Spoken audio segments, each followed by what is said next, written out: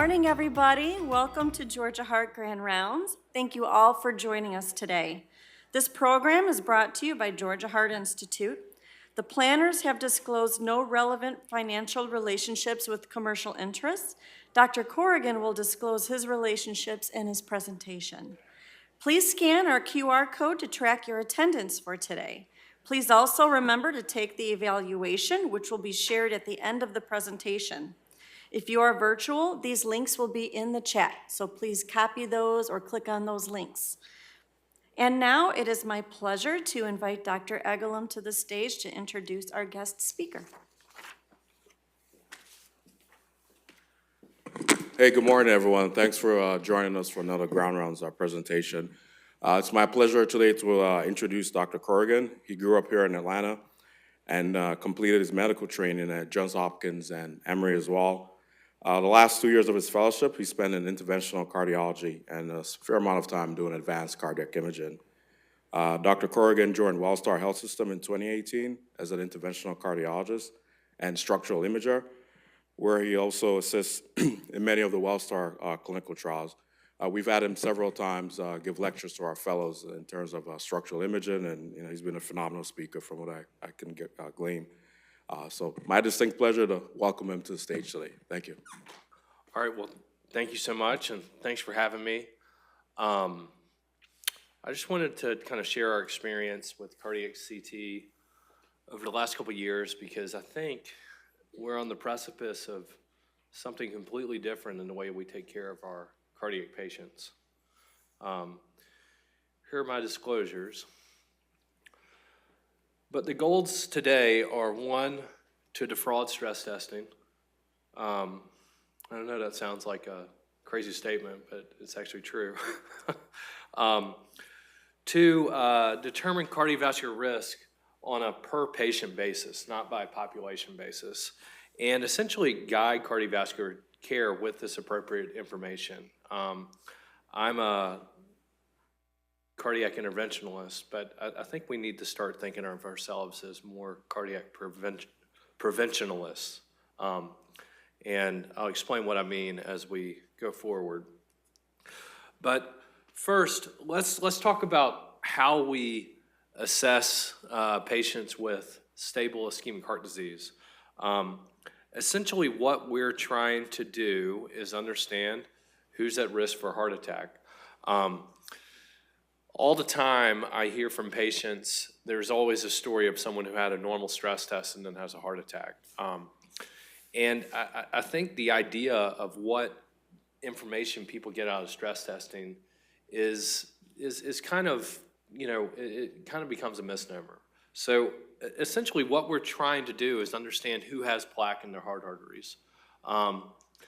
And what a stress test does, and I'll show you more of this, is it allows us to understand who has a flow-limiting lesion like this, but it doesn't tell us anything else. And it would be better if we could understand who has these non-flow limiting lesions before they're causing issues and treat them accordingly. So how do we get here?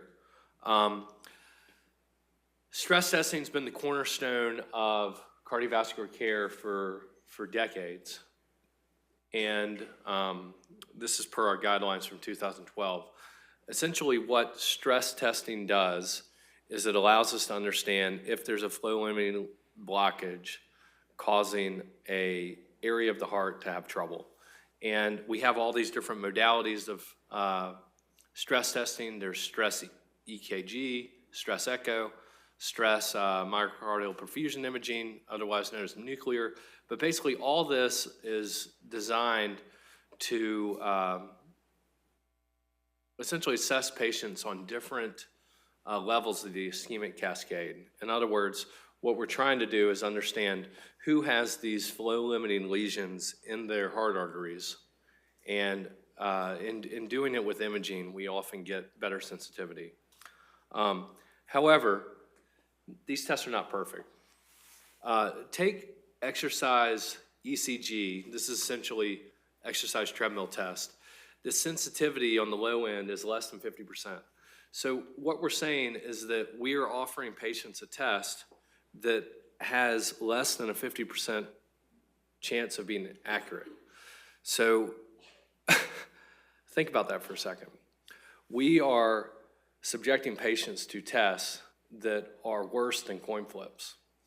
And I think that that does our patients a complete disservice. Yes, these tests that also incorporate imaging have much greater sensitivities, and that's the whole reason for them. But the question we're trying to ask of our patients is who's at risk for a heart attack, who's at risk for having complications of cardiovascular disease. I don't think these tests really answer that question. We could get down into the minutia of what these tests answer, and yes, they do serve a purpose, but I think the way we use these are not exactly the way we should be. So why has this been the approach? Because it's kind of all we had, but essentially we've been told to use our pretest and our pretest probability of a patient having an obstructive lesion to try to pick the appropriate stress test. Stress testing is not perfect. Essentially, the reason we've had that approach is because these tests are not perfect. And all this does is assess who has obstructive blockages in the heart arteries. It doesn't tell us who's at risk for heart attacks, who has plaque in the coronaries, who has no plaque in the coronaries, and maybe we need to think about alternative causes of their symptoms. So, is this the right way of doing things? Cardiovascular disease is the leading cause of death and disability in the Western world. 1 in 5 Americans die from heart disease. Cardiovascular related expenditures are expected to reach more than $6 trillion in the next couple years. And most cardiac events, heart attack, death, stroke, occur in patients with non-obstructive disease. In other words, these are patients that would have normal stress tests, and most events occur as a plurality in these patients. So look at it this way. We subject patients to tests that have a 55% false positive rate and a 20 to 30% false negative rate that leads to conflicting information, incomplete information, that then leads to more testing. How often have you had the patient who had an abnormal stress test, goes to the cath lab and said, oh, well, your coronaries are normal, nothing to worry about? This happens all the time, and I think it exposes our patients to higher risk and also probably doesn't diagnose what they actually have and may actually hide the fact that they have mild coronary artery disease that may not be causing an issue now, but may be causing an issue in the future, and we miss an opportunity to prevent heart attacks in these patients.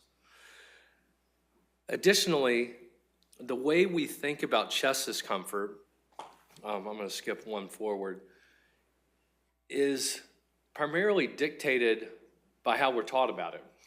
And the way we're taught to understand chest discomfort is based on descriptions of angina from the 1920s of white men with gray hair in Boston who shovel snow. And the way people experience chest discomfort or whatever the symptom is of their heart is different throughout the population. And so because of that, these are headlines from different news sources throughout the world. We often miss heart attacks in patients of other genders, other ethnicities. And so although heart disease is less common in women, it's more lethal in women because I think we under-recognize the symptoms. So what are the signs? In men, cardiovascular disease or chest pain, whatever it is,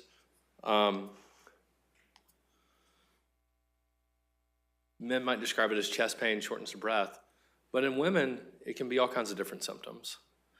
And if we think about that for a second, think about how many patients we may have dismissed saying, oh, that sounds like atypical chest discomfort. I think that thinking needs to change, and cardiac CT offers us an opportunity to treat our patients more effectively. So what about anatomic testing? Anatomic testing means that we look at the coronary arteries. I'm an interventionalist. It'd be great to cath everybody. Here's a patient with a left main lesion, but we know that this is not practical. A cardiac cath does carry some risk, so we can't do this for everybody. But on top of that, all a cardiac catheterization shows us is what's going on in the lumen of the vessels. Some people call it a luminogram. What cardiac CT offers us is it allows us to see narrowings in the heart arteries and also see the architecture of the vessel, and essentially gives us more information than the cardiac cath. So by cardiac CT or coronary CT, we get these beautiful images. Here's a patient. These are their 3 major coronary arteries. We have the right coronary artery,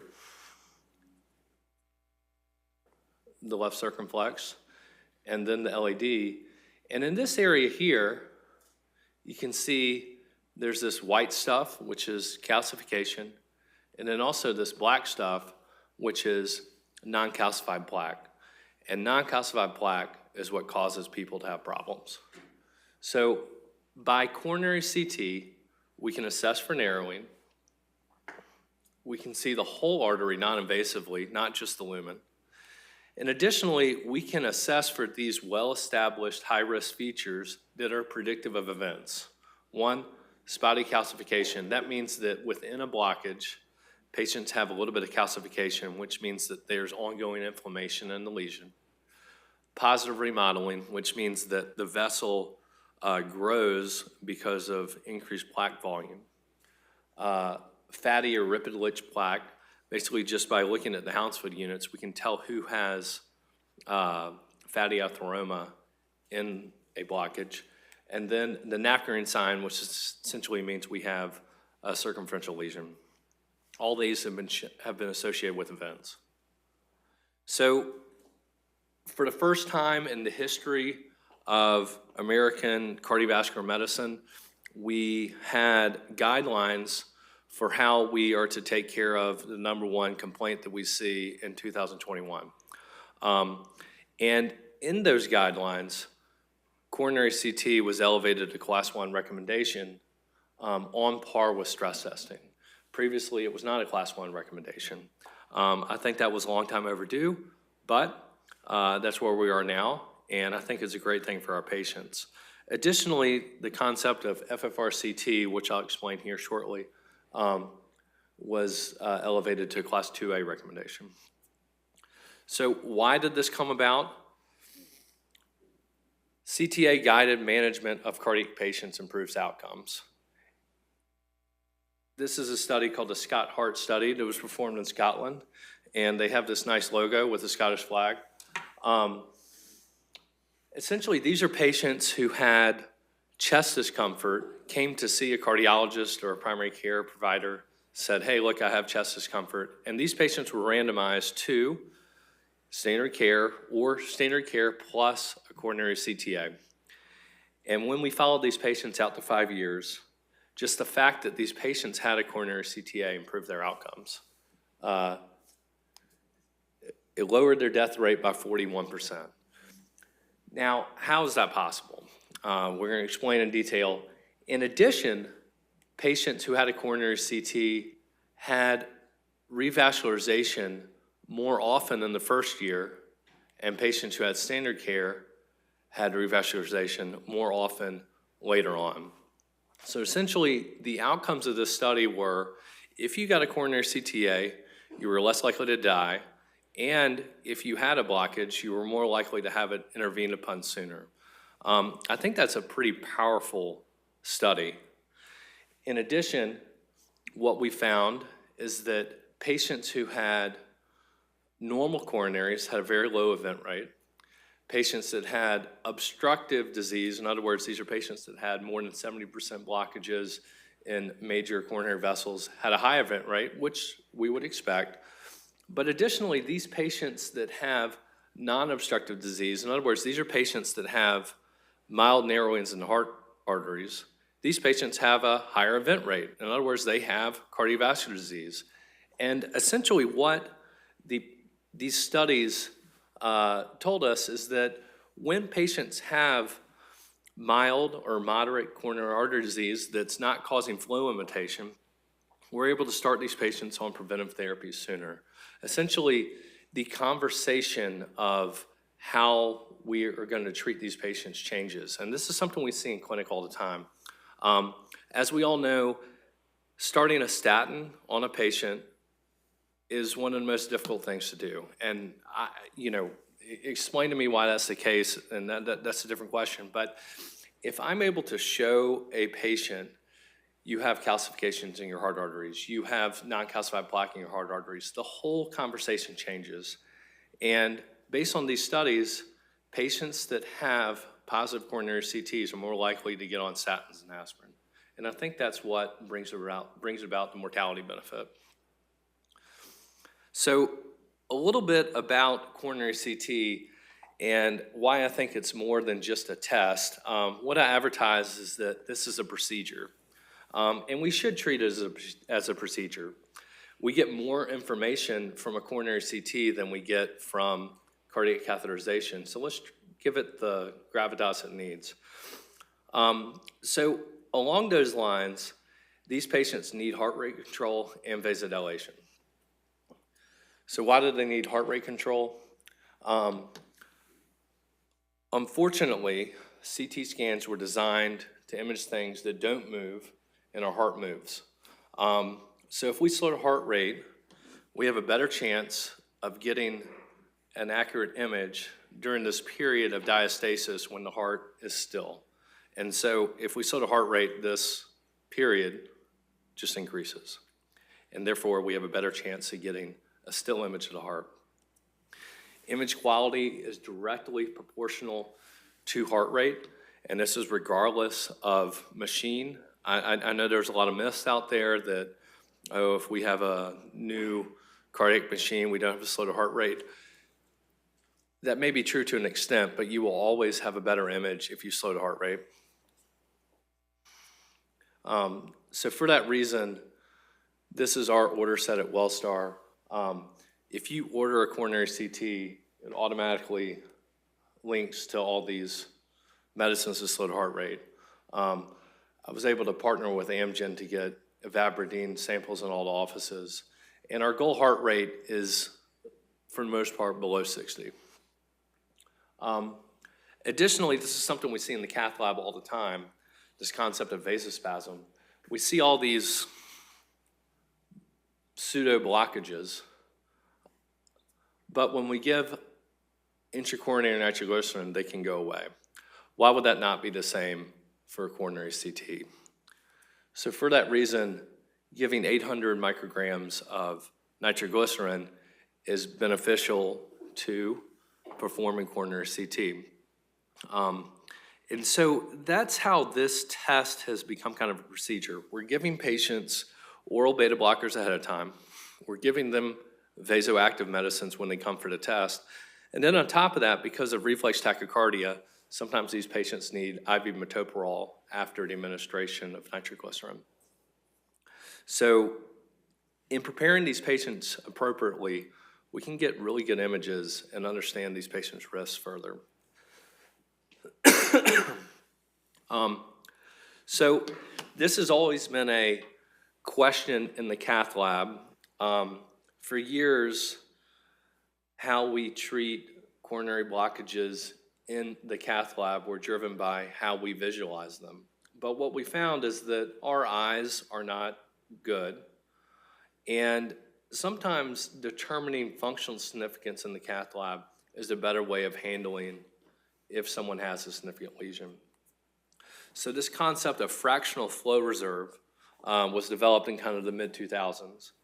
And essentially what it is it allows us to determine, is there a significant pressure loss across a blockage?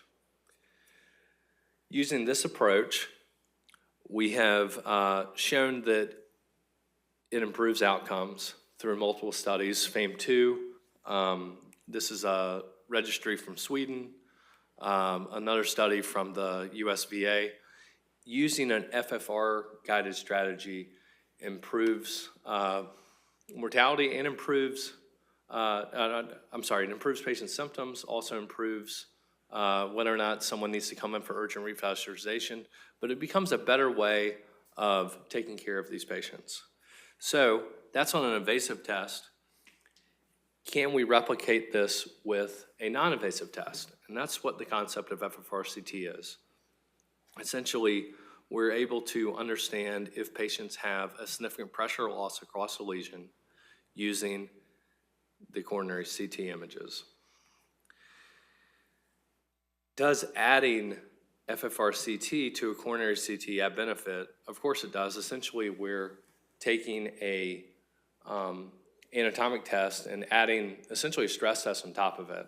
So the sensitivity and specificity on top of the sensitivity and specificity of adding FFRct is represented by this blue RSC curve.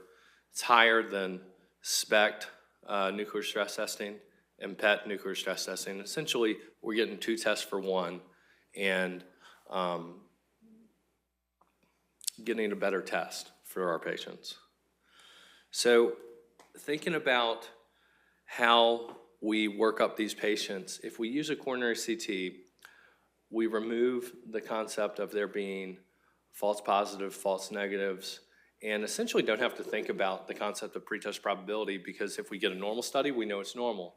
If we get a patient with some coronary disease, we can assess for functional significance with FFRct. And if we get patients that have obstructive lesions, we can then assess it and take them to the cath lab accordingly. So what I want to do is show some cases to illustrate these concepts. So this is the first case. At Wellstar, we have our MAs write the patient's presenting complaint in the chart before we see the patient. And I think this was an awesome example of the patient's presenting complaint. This patient said that she felt like there was a bubble in the midsection around the sternum area, which happens more with exercise. Notice she didn't say chest discomfort. She said, I've got a bubble in my chest. What if she had said something different? Would this have been something you would have dismissed? I don't know. But the point is, everybody experiences these symptoms differently. So she had a coronary CT. Here are the images. This is the proximal LAD. You can see there's calcified plaque as well as non-calcified plaque. The FFRct suggests that there is flow limitation across this proximal LAD lesion. In addition, in the circumflex, she has, a pretty severe lesion. The vessel essentially goes away. And then also there's a significant pressure loss across that lesion, showing us that yes, that is hemodynamically significant. This patient came to the cath lab. We can see here's the proximal LAD lesion. Here's the circumflex lesion here. They underwent 2-vessel PCI and went home the same day. So why do I show that case? I think this has now become kind of routine in how we use coronary CT. But what I want to draw your attention to is which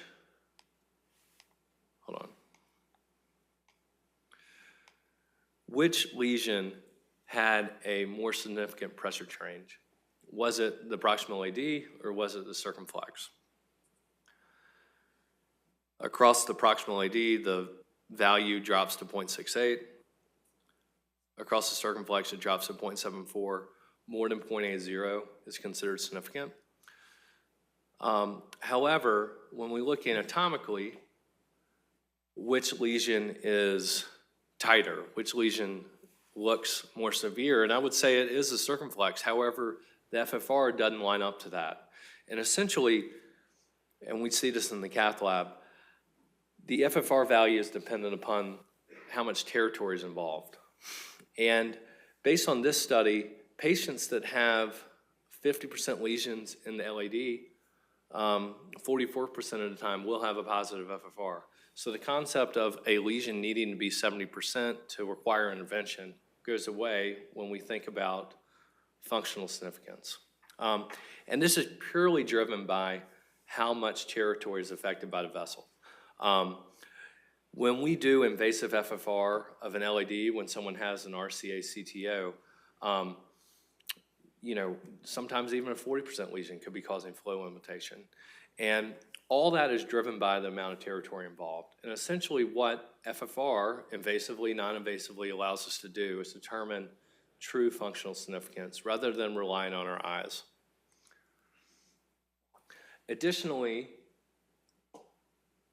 if we have a patient that has a coronary CT that has left main disease, has triple vessel disease, or has an abnormal FFR, those patients can go to the cath lab and have invasive assessment and intervention without optimization of antianginals. I know it's a little controversial, but we know that patients that have left main disease, triple vessel disease, or have abnormal FFRs do worse, and therefore they should get the treatment they deserve. I've had a couple cases in our system where a patient shows up for a cath after a coronary CT, they're not on antianginals, but the CT showed left main disease, and people don't know what to do. Essentially, the CT has screened this patient to say, hey, look, antianginals are great, but you've got left main disease. We need to have this further assessed. Sorry. Second case, this is a patient that I have been following for a number of years. A 75-year-old lady who had shortness of breath and intermittent chest discomfort. Back in 2021, I ordered a nuclear stress test on her, which was low risk. We started her on antianginals. She had some improvement in her symptoms, then her symptoms returned. Here's her nuclear stress test. We get these beautiful images with nuclear stress testing. We considered this low risk, but what I will say is essentially in a nuclear stress test, we try to compare perfusion at rest and then at stress. We do have a little bit of defect in the apex. Is that artifactual? I don't know. But it was a very small territory, so we considered it low risk and started the patient on appropriate preventive therapies. So we started her on 40 of Lipitor, 81 of aspirin, and some antianginals. I am never always this good, but we got her LDL down to 50, then her symptoms returned. So at this point, I ordered a coronary CT, and her total calcium score was 1,700, calcium in all 3 heart arteries. In the RCA, using the FFR, we're able to say, hey, look, you've got calcification in your heart arteries, but no flow limitation. In the LAD, there's also a lot of calcium and plaque. And by FFRct, there is a pressure loss across the mid-LAD. So I was able to call this patient and say, hey, look, I think you've got a lesion in your LAD. I think you need a heart catheterization. In addition to that, single vessel disease. So I'd like to go ahead and start you on Plavix because I think you're unlikely to need bypass surgery. And in addition, I'm able to size the vessel and determine what my revascularization strategy will be. The reason I show this is this patient has a reasonably sized diagonal branch in the area of this blockage, and may require bifurcation stenting. The reason this is good to know ahead of time is it frames the conversation we have with our patients. It's not just, hey, you need to come to the cath lab so we can take a look. It's, hey, look, I think you are having symptoms due to your heart arteries, and I think we can accomplish revascularization at X facility and get you feeling better. So here's images of her cardiac catheterization. Her RCA is as we expected. Her LAD has this probably the tightest point right there. I went ahead and tested it with DFR, which is another type of non-invasive assessment, but essentially it proved that it was flow limiting. This patient underwent PCI. We had to protect the diagonal branch as predicted by the coronary CT, and lo and behold, she went home the same day and was feeling better. So what if we'd used a coronary CT up front on her? Is it possible that this area in the apex from 3 years ago was actually ischemia that I just said was low risk? It's possible. I don't know for sure. But the coronary CT allowed us to get to that answer more effectively. So what I like to say is that patients that have nuclear stress tests, we get these beautiful images, but it masks this whole group that has non-obstructive disease that we are not catching with that test. So what I like to say is that nuclear stress tests provide beautiful images, but just as the band on the Titanic, the artwork can sometimes distract from the pending mortality. Additionally, this patient had a calcium score of 1700. 4 years ago, we used to stop a coronary CT if a patient had a calcium score greater than 400. Now, we do precisely the opposite. In fact, we're ordering coronary CTs on patients with elevated calcium scores to understand their coronary anatomy better. But what FFRct allows us to do is to assess a flow limitation and essentially get around some of the artifacts that we get from calcification.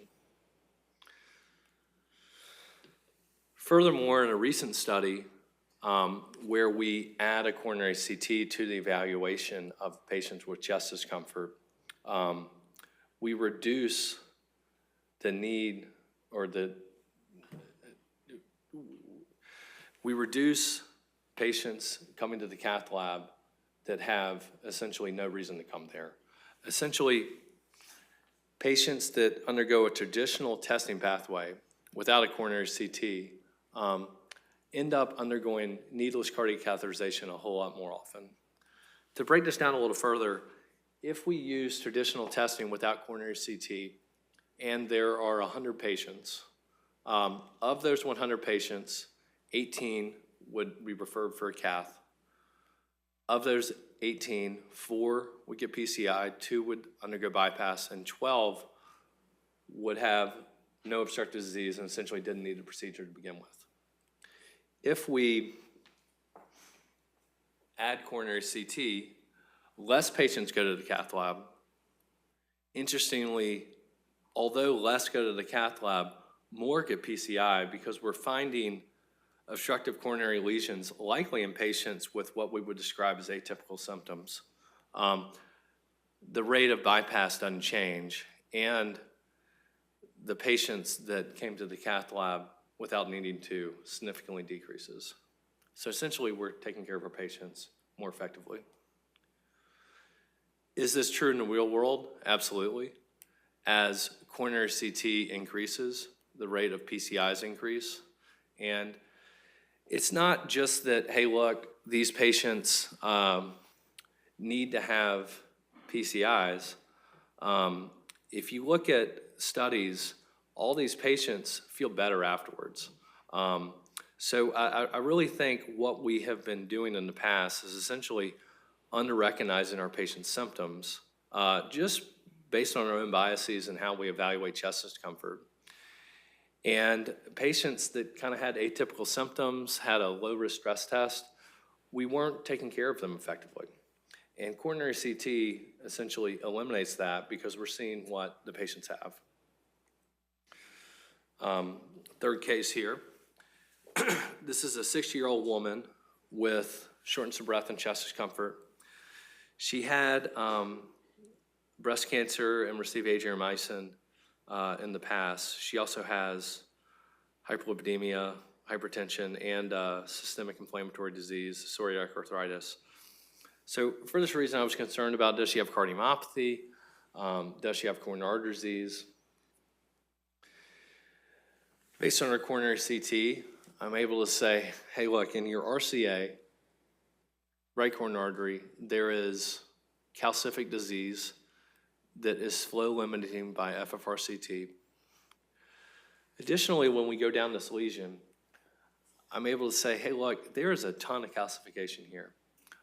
That's probably a result of her having psoriatic arthritis, but there is more than 270 degrees of calcification.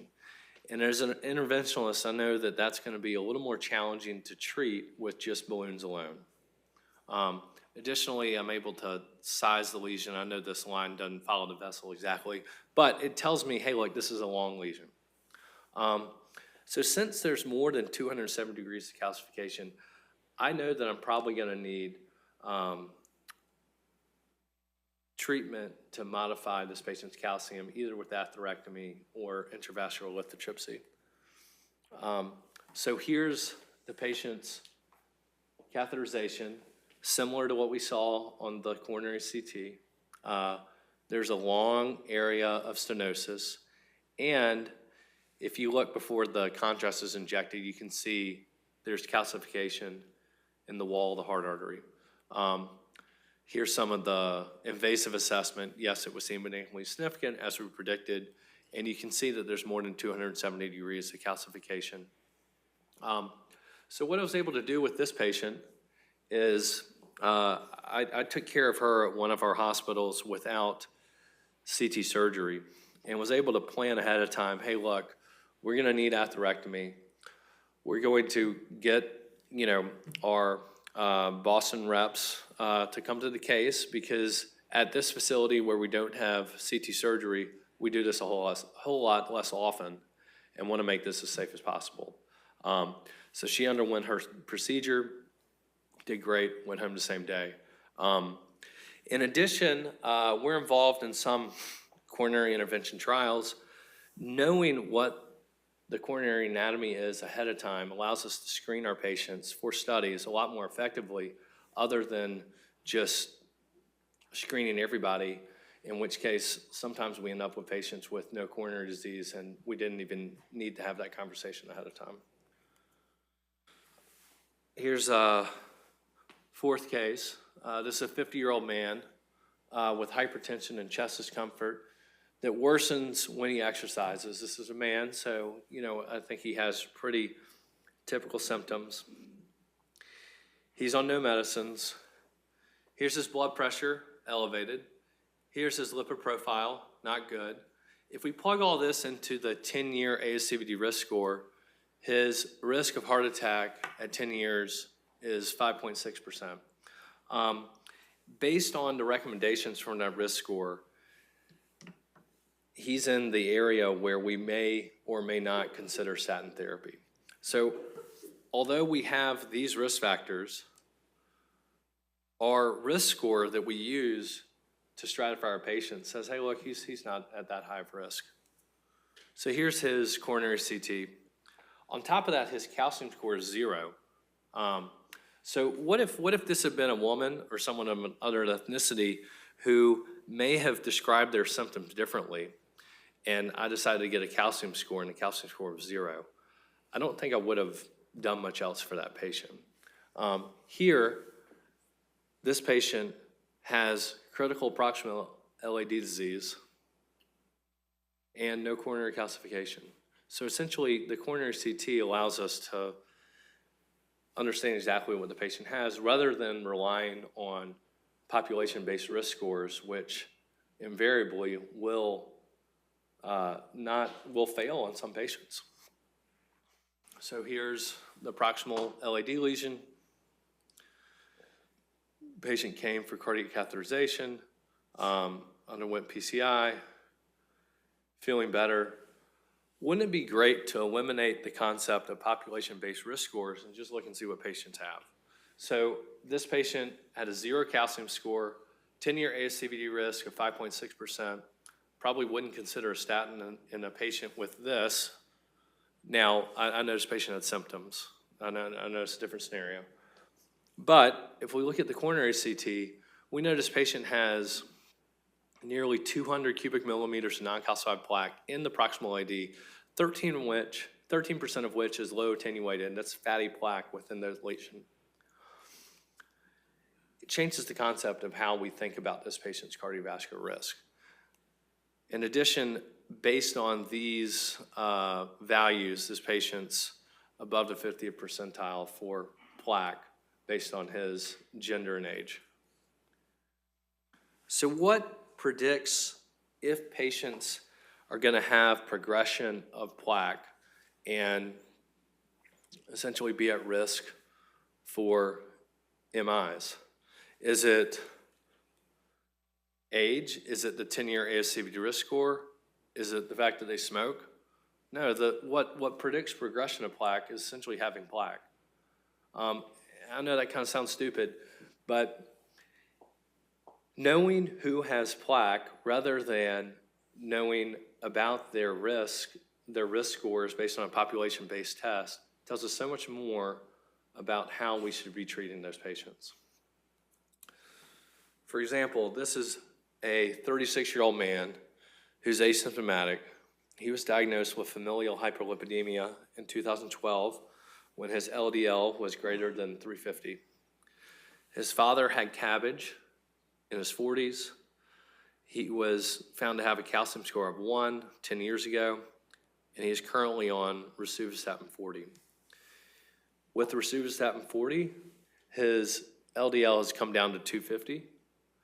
Certainly that's still pretty high. And the recommendation was, hey, look, you should probably start more intensive therapy. But he was hesitant to start Repatha. His blood pressure is good, his BMI is normal, and his A1C is normal. Additionally, his lipoprotein A is elevated at 146. So here's an asymptomatic patient going for a coronary CT.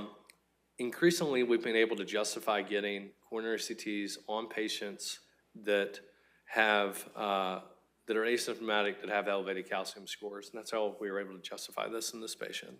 So here's his coronary CT. He has multiple areas of plaque.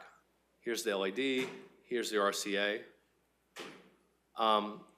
Here's his LAD in cross-section. You can see there's this circumferential plaque, but there's not flow limitation. And this, what I thought was particularly dramatic, although there's no flow limitation in his RCA, look at the circumferential plaque in his RCA. You can see that there's calcification along the wall. There's also very dark plaque, which is this low attenuated plaque that really increases risk of events. Here's his plaque analysis, which essentially tells us how much plaque he has in his heart arteries. Based on this, he's, close to the 100th percentile based on his age and gender. And, someone might say, oh, well, he had familial hypercholesterolemia. You should already know that. But showing a patient this image changes the ballgame in clinic. We're able to show this patient this image, and lo and behold, he got the message and started PCSK9 inhibitor. So does a plaque analysis help? Essentially, this patient has moderate stenosis in the LAD and RCA, which is not causing flow limitation. He's asymptomatic. And since he's asymptomatic, I think that's what we'd expect. But we know that he has a lot of plaque in his coronary arteries, and intervening now will allow us to prevent the number one cause of mortality and morbidity in the US and the Western world. His calcium score was 750. His total plaque volume was quite high. FFR analysis negative for ischemia. And essentially based on this, we're able to recommend, hey, look, he needs aggressive risk modification. In other words, he needs his LDL less than 55 and other risk factors treated aggressively, appropriately. So I spent 3/4 of this talk talking about treating coronary stenoses, and now we're talking about prevention. So wait a second. I thought as an interventionalist, we just treat coronary stenoses. And I think our thinking needs to change, because patients that have ASCVD, in other words, they've had a heart attack, they have known blockages in the coronary arteries, their event rate is in yellow here. They have the same event rate as patients with a calcium score of 300.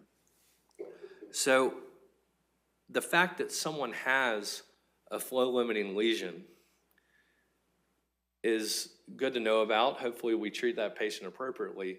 But knowing about plaque burden is almost more important. So why do we worry about obstructive disease?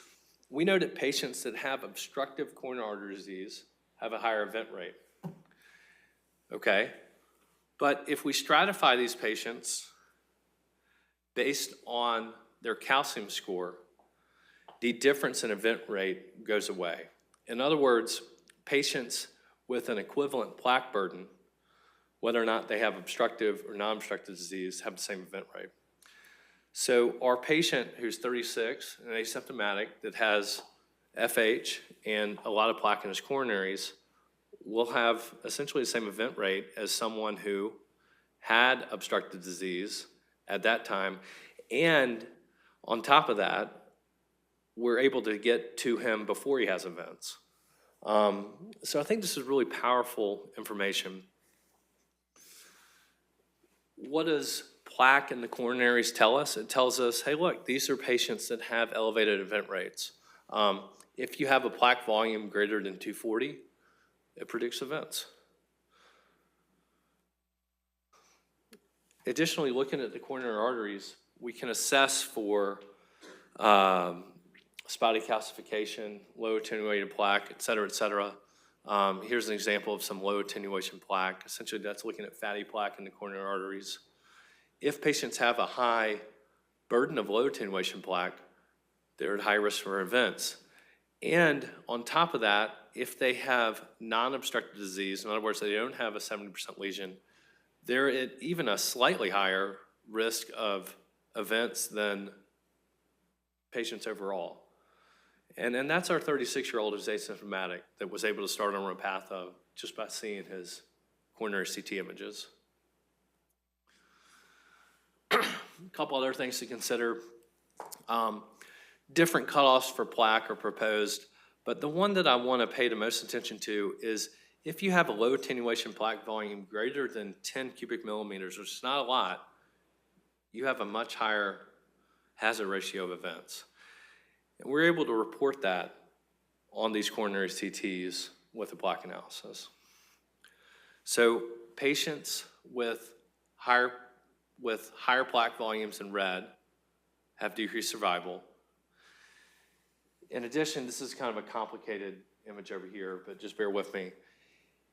If you have a positive FFRct, in other words, you have a flow-limiting blockage and you have more than the 75th percentile of plaque, you have a high event rate, and I think that makes sense. In blue, if you have no plaque and you have no flow limitation, you have a low event rate. But if you have flow limitation by positive FFR and lower plaque, your event rate is driven by the fact that you have a blockage that's causing symptoms. But importantly, if you have plaque in the 75th percentile, but no flow limitation, we're seeing that these patients have events later on, and the fact that we're able to diagnose these patients beforehand allows us to treat these patients before they have their events. I would love there to be a world where we get screening coronary CTs on patients and just treat these patients accordingly. We're not there yet. But this type of data points to that direction for the future. And so thinking about this, this is the final case I'll show. This is a vascular surgeon that works in our group. He runs marathons, exercises every day, has no symptoms. His younger brother died from an MI a month before this, and he knew he had an elevated calcium score. So he wanted to understand his risk. Here's his lipid profile. Importantly, his lipoprotein A is low, but his LDL leaves some room for treatment. But based on his age and his blood pressure, everything else except his lipids, his 10-year ASCVD risk is 3.4%. Here's his LED. You can see there's some non-calcified plaque. Here's some calcified plaque. Here's some non-calcified plaque. We're going to zoom up on this area a little more. And you can see that there's plaque in his heart artery. Additionally, there's kind of a slow decline in FFR value down his vessel. Should we have cathed them? Debatable story, but we ended up bringing him to the cath lab. And based on these images, I know these images are a little quick, there's not a focal discrete lesion that would benefit from revascularization, but we know that he has a good bit of plaque in his heart arteries. So the concept of him, the concept of him having a 10-year ASCVD risk score of 3.4% kind of goes out the window. And one might say, oh, well, you know that his brother died from an MI, he has an elevated calcium score, you should be treating him aggressively. But seeing what's in the coronaries changes the ballgame and how he perceived his risk. So briefly, he had an LAD that kind of had this slow decline in FFRct value, which tells us, yes, there is coronary artery disease, but there's not a focal area that would benefit from revascularization. In other words, not a focal blockage that would benefit from a stent. This is something that we've seen invasively in the cath lab all the time. We just don't usually do invasive FFR on vessels like this. So the change in FFRct value across the lesion predicts who needs revascularization. This is again a little bit of nuance, but the reason his vessel looked like a rainbow is just because there was mild to moderate diffuse disease. So his 10-year ASCVD risk score is 3.4%, but we know that he has 7 cubic millimeters of low attenuated plaque. I told you 10 is considered an issue. In addition, he's at the 67th percentile based on his age and gender in terms of plaque volume. So we're able to start him on rosuvastatin and aspirin, and he's doing well, continues to not having symptoms, continues to exercise, but now we understand his risk a whole lot better. So can we change plaque phenotype? And that's where I think this whole field's moving. Can we take a patient like JJ, our vascular surgeon, put him on rosuvastatin or whatever therapy and change their plaque composition? And this has been shown to be the case. If we have patients that have plaque in the coronaries, start them on a statin in green, we can increase their calcified plaque and decrease their non-calcified plaque. If we don't do any therapy, the opposite happens. Calcified plaque actually is protective, whereas non-calcified plaque puts us at risk for events. Said another way, a different study, these are patients that had plaque in their coronaries. If we put them on a statin in blue, their protective calcium volume goes up and their necrotic core low attenuation volume goes down, and the opposite is true if they're not on medicines. So using this information, we can get ahead of cardiovascular disease and hopefully prevent events. Assessed invasively, this is from the Huygens randomized trial. If we add Repatha to statin therapy after an NSTEMI, yes, we reduce the patient's LDL, as you would expect, but we also increase the fibrous cap thickness, decrease the maximal lipid arc, and have greater regression of atheroma volume. Essentially, we're causing these patients to, we're resorbing these patients' plaque and hopefully preventing events in the future. We're part of this registry with HeartFlow where essentially we're testing this in patients that are getting coronary CTs, understanding their plaque analysis, and treating these patients based on an algorithm where if they have a lot of plaque, we're being very aggressive with their lipid goals. In addition, thinking about this on not just a per patient basis, we're able to see where the plaque is in our health system. So this is a hospital I spent a good time at. I spent a good amount of time at in Paulding County. Of patients that have coronary CTs there, 88% of them have plaque in the coronaries. So I know I just talked about individual risk, but treating patients on a population basis, based on what we know they have, I think is a whole different ballgame in how we're going to treat these patients. So we've started programs at this hospital to incredibly intensify our lipid therapy based on the fact that we know that these patients have a lot of cardiovascular disease. Now, I know these are patients going for coronary CT. Why'd they get the test? It's not that great a number, but over 3 months, this is what we found. The percent of plaque was much higher in this area than, say, it was in East Cobb. So how does a CT-first strategy help treat our patients? Number one, it allows us to understand, are their heart arteries causing their symptoms? I think it eliminates some of our biases in terms of how we think about chest discomfort.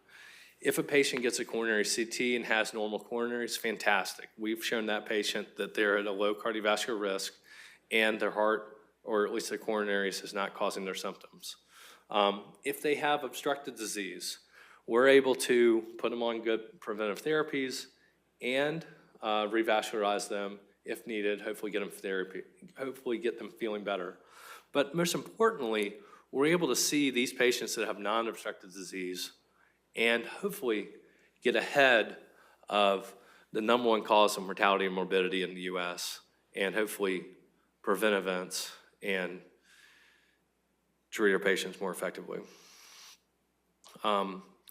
So the idea of using lipids and risk scores, I think it's called the probability paradigm. I would rather just know what patients have, and CT's been considered the certainty paradigm. Anyway, thank you for having me, and if you have any questions, I'd be happy to answer them. Thank you, Dr. Corrigan. If anybody has a question, just raise your hand and I'll bring the microphone over to you. Dr. Egelum, do you have anything to say first before we take questions? Definitely, yeah. Thank you for that excellent lecture. A lot of review and really new information. If there's no questions yet, if it's okay, I can lead off with a question. One of the things I was going to ask, what do you think is the utility? I mean, a lot of patients get non-coronary CT scans done, whether for lung disease or whatnot. What is the utility of looking at those studies and looking for evidence of even calcium or anything on it? Is that something we should be doing for some of these patients and then using that and planning clinical practice? So what is your thought on all these scans that are done? No. Everybody's seen the clinic patient who had a CTP protocol in the ER 2 weeks before they show up. I think it's an absolute perfect opportunity to intervene upon these patients with aggressive preventive therapies. I mean, I like to look at these studies and see if there's calcium, and it kind of changes my perception of what they have. Yes, these studies are not gated, and they're not perfect, but just by the fact we're able to see calcium, I think, really allows us to risk stratify our patients a lot better. Hi, thank you for the talk. I wanted to find out what's the utility of CCTA in planning your revascularization strategy, in terms of the size of a stent? How accurate are they when you compare the actual stenting with the dimensions you get from CT? And yeah, so what? It's right on. You know, this is kind of a different talk entirely, but coronary intervention is the one neurovascular intervention that is not planned by CT, and I think that needs to change. I mean, the days of just going to the cath lab and just seeing what we're going to see, I think is kind of crazy. But I'll take you back to one of these cases. But yes, the sizing, it all matches up. I like to joke that IVUS and an FFRct analysis, for whatever reason, happen to cost the same. And essentially what that's telling me is that, you know, maybe planning things with CT is almost equivalent to IVUS.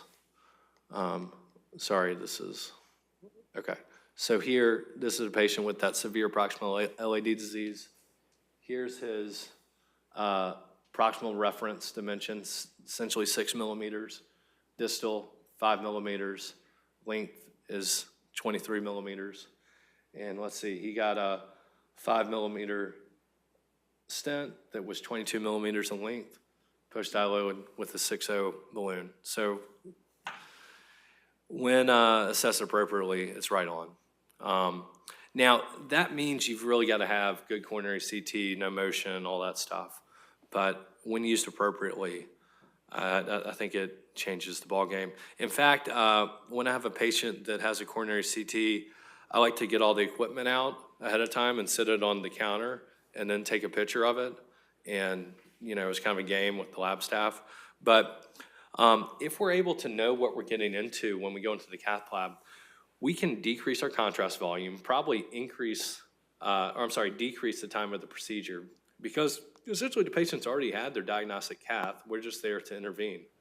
And using a coronary CT, I think we can transform our cath labs into interventional suites instead of diagnostic centers.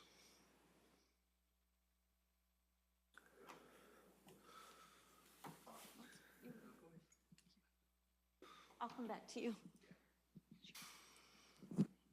Thank you very much for your great presentation. It's you know, it's a look in the present and clearly the future, and things are much more clear in my mind. The only area where it's clashing with is the whole world of Minoka. So there's having this CT being done on someone who has chest pain, who's a woman and have not much coronary disease. Sometimes not the risk that first you want to manage the risk with these Inoka patient, but you also want to give them a therapy that's going to be working either for spasm or microvascular disease, and sometimes makes them very, very difficult to be pre-certified for functional coronary artery because they've had a CT showing no coronary disease. And sometimes the reading is black and white and saying like you've got no coronary disease, but you've not no atherosclerosis. And that's a real problem. I'd like to hear what you're thinking about it and how we can reconcile these two worlds where actually the world of false positive, you know, myocardial perfusion tests is probably wrong. It's probably when you have ischemia, you have ischemia. It's just that the gold standard of finding a plaque is not always the right thing. Yeah, no, I think that's an excellent point. And what you said at the end there is probably the take-home message from myocardial perfusion imaging, is that ischemia is not always atherosclerotic disease. It can certainly be vasospasm, microvascular dysfunction. And, you know, I think we need to recognize that more. And, you know, having a coronary CT on someone that's normal, if the coronary CT is normal, but they continue to have symptoms, is potentially a role for a myocardial perfusion imaging to diagnose their spasm or microvascular disease. Yes, that whole area of microvascular disease is incredibly undertreated, and I think we need to understand a whole lot more about it. Yes, you're right. Patients that have microvascular disease, that's an area where coronary CT probably isn't, showing us what we plan to see. And I just want to thank you for the presentation as well. I work in the world of microvascular dysfunction, and I think we should not be saying that patients that have no obstructive disease did not need to come to the cath lab. But maybe if we know that they have symptoms, prepare them for the proper test, which is microvascular dysfunction testing in the cath lab with spasm provocation. So that's just a comment there. But what I wanted to ask you is about the pressure pullback gradients and also diffuse disease. And how do you reconcile this finding on your CT scan when you know that intervention in diffuse disease does not improve outcomes? So you're referring to like the vascular surgeon I showed that had this kind of diffuse disease.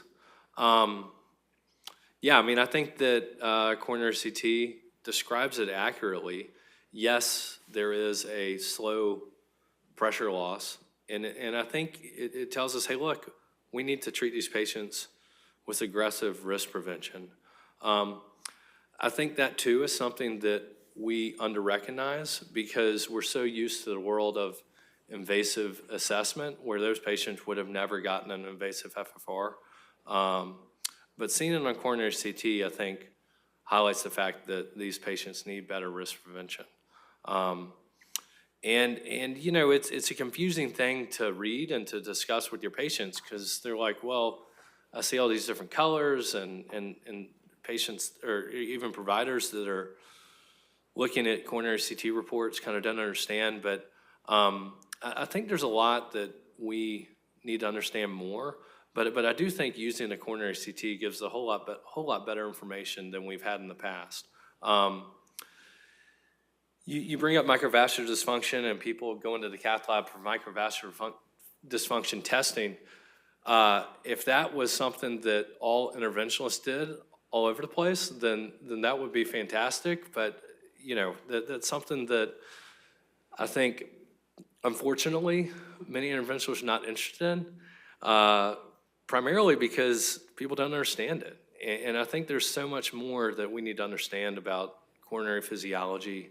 But what we do know is that plaque causes events, and this kind of offers us a better way to assess our patients. As we just said, maybe this is a role for you get a coronary CT, someone has symptoms, then at that point they get the nuclear stress test to understand if their ischemia doesn't match up to what the coronary CT shows.